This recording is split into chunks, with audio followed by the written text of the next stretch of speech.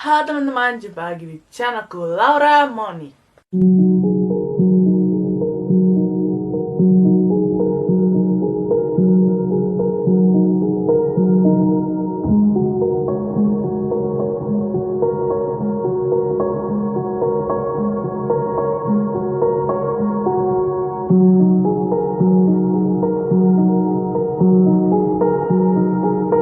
Apa kabar kalian semua?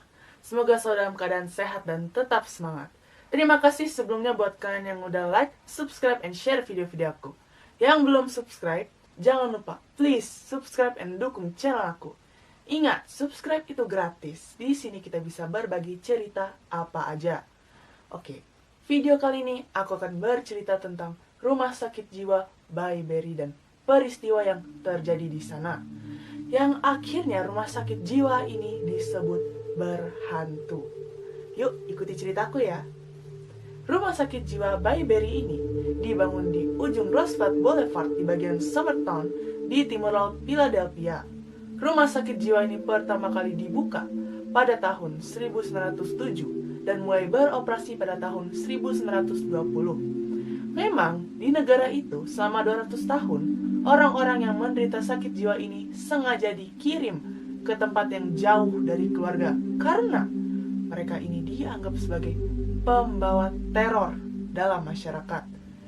Jadi, siapa aja orang yang dicap gila, apakah itu pemabuk, pencandu narkoba, orang dengan cacat fisik, dan lain-lain, tinggal dikirim aja ke rumah sakit jiwa ini.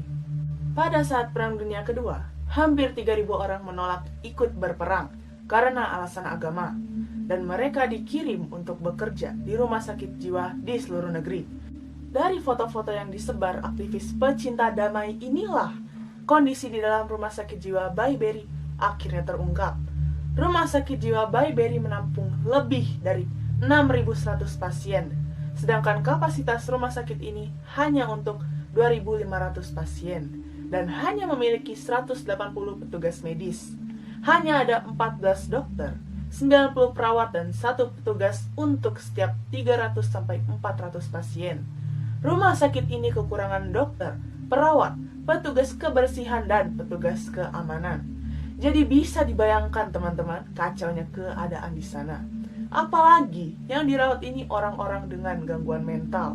Dan yang lebih parah lagi, dana untuk operasional rumah sakit ini sudah dipotong oleh legislatif, sehingga rumah sakit ini tidak dapat memberikan tunjangan yang memadai, kenaikan gaji atau bonus untuk stafnya. Sedangkan mereka siang dan malam merawat ribuan pasien. Akibat dari kekurangan tenaga medis, kebersihan, dan jumlah rasio perawat yang sangat rendah untuk pasien di rumah sakit jiwa Bayi Berry, pasien sering dibiarkan tidak mandi dan tidak mengenakan pakaian, alas tidur tidak dicuci, lantai lengket dengan air kencing. Pasien dibiarkan tidur di lorong rumah sakit, dinding yang berjamur dan membusuk. Tidak hanya itu, bau busuk pun menyeruak dari bangsal-bangsal karena pasien dibiarkan buang air besar dan buang air kecil di atas tempat tidur mereka. Bukannya merawat dan mengobati pasien, staf rumah sakit mengurung mereka dalam 4 ruangan besar, dan sebagian pasien dalam keadaan telanjang, terkadang sampai selama berbulan-bulan. Karena lonjakan jumlah pasien yang masuk ke rumah sakit ini, akibatnya nyaris tak ada ruang yang memadai untuk menempatkan pasien secara layak. Banyak juga pasien yang dipaksa tidur di satu ruangan tanpa mengenakan baju. Dan bagi pasien yang susah diatur, staf akan memberikan hukuman di kursi listrik atau dipasung. Beberapa petugas medis yang berdedikasi memberikan perhatian dan bekerja keras merawat pasien. Tapi ada segelintir petugas yang melakukan pelanggaran melecehkan dan memperlakukan pasien dengan tidak manusiawi. Pintu rumah sakit Bayi Berry ini ada yang biarkan terbuka untuk jalan keluar masuk petugas, sehingga memudahkan pasien untuk melarikan diri. Warga di sekitar rumah sakit itu kadang menemukan pasien sedang tidur di halaman rumah mereka. Namun, beberapa pasien yang kabur akhirnya bunuh diri tidak jauh dari rumah sakit. Seorang pasien melarikan diri pada bulan Februari yang dingin. Tapi ketika dia ingin kembali masuk ke rumah sakit, dia tidak menemukan staf untuk membuka pintu. Dia meninggal karena eksposur cuaca yang dingin. 2 lagi pasien yang meninggal ditemukan di sekitar rumah sakit itu pada tahun 1989 ketika penjaga lahan membersihkan gulma yang menumpuk di sekitar gedung. Dalam laporan rumah sakit, pasien ini sudah hilang selama hampir 5 bulan. Pada tahun 1919, 2 perawat di rumah sakit jiwa Bayberry mencekik seorang pasien sampai meninggal dunia. Karena diperkirakan pasien ini menderita PTSD atau stres pasca trauma karena Perang Dunia I. Para perawat ini tidak dituntut. Mereka tetap bekerja sebagai staf dengan bayaran yang lebih tinggi. Selain itu, kasus pasien membunuh pasien lain pun juga banyak terjadi. Rumah sakit jiwa Bayberry juga menampung banyak narapidana yang dikirim ke sana untuk menjalani tes psikiatri sebagai pengganti hukuman penjara. Seorang pasien mencoba membunuh dengan sendok yang diasah pada tahun 1944. Seorang pasien wanita diperkosa, dibunuh, dimutilasi, dan dibuang di sekitar rumah sakit oleh sesama pasien. Staf rumah sakit akhirnya menemukan tubuhnya setelah penghuni lain membawa-bawa potongan gigi gerahamnya. Perlakuan tidak manusiawi terhadap pasien Bayberry sebagian besar disembunyikan dari mata publik. Sampai tahun 1946, 2 jurnalis terpisah melaporkan kondisi di rumah sakit jiwa. Reporter majalah Life, Albert Maisel, memusatkan perhatian pada kurangnya staf yang berkualitas di Bayberry. Banyak pelanggaran dalam pengobatan pasien di Bayberry, seperti dokter mencabut gigi pasien tanpa memberikan obat bius. Seorang anggota staf medis menjahit luka pasien tanpa obat penghilang rasa sakit. Karena dokter mengatakan bahwa penderita skizofrenia tidak akan merasakan sakit. Obat bius dan penghilang rasa sakit tidak digunakan, tapi obat lain digunakan secara berlebihan. Thorazine misalnya dipuji sebagai obat ajaib dan diberikan secara bebas di Bayberry. Thorazine ini adalah obat untuk pengobatan skizofrenia dan bipolar, tapi penggunaan yang berlebihan bisa mengakibatkan kesulitan tidur, penurunan nafsu makan, meracuni retina mata, dan menyebabkan masalah pada sistem saraf.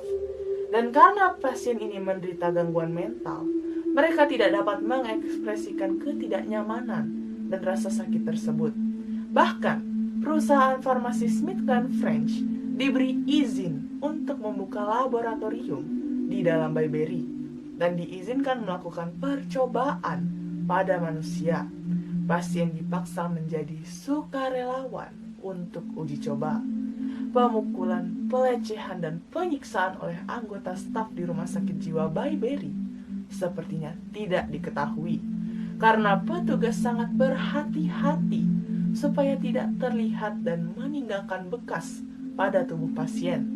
Serangan itu mengakibatkan cedera yang kadang menyebabkan kematian. Pada akhir 1980-an, seorang pasien berusia 27 tahun, William Kearse, menuntut rumah sakit ini karena menahannya selama 3 tahun. Pengadilan Distrik Amerika Serikat untuk Pennsylvania Timur menyatakan bahwa Bayberry melanggar hak asasi manusia Kearse dan menuntut pembebasannya dari rumah sakit. Pengacaranya berkata, dia jauh lebih baik sebelum dia masuk ke sana 7 atau 8 tahun lalu.